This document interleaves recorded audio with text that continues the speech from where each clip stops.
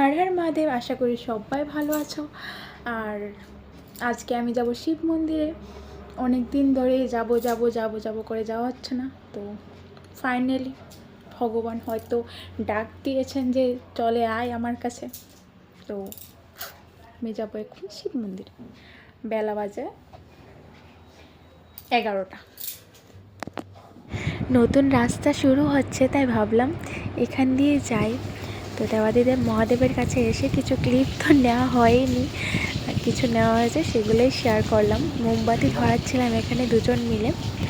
এখানে প্রণাম করার পর ভাবলাম দেবাদিদেব মহাদেবকে একটু মন ভরে দেখে নিই, আর একটু কাছ থেকে দেখতে গেলাম।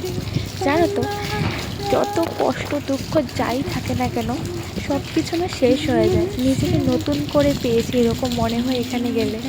মনটা না একদম শান্ত হয়ে যায়। আসার সময় মায়ের মন্দিরেও গিয়েছিলাম, মাকে একটু দর্শন তো করতেই হয়। মাকে দেখার পর বাড়ি ফিরে আসলাম। বাড়ি এসে দেখি এনারা কি জানি খাচ্ছে। এখানে ধন্যের চারা, মরিচের চারা, আর ফুল গাছ আছে, কিছু গাঁদা ফুলের চারাও আছে। তো এখানে কি খাচ্ছে ওরাই জানে।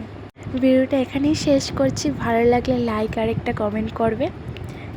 পরের যে ভিডিওগুলো আসবে সেখানে আমি সবার কমেন্টে শাউট আউট দেবো, যদি ভালো ভালো কমেন্ট পাই। Har Har Mahadev, tata, by.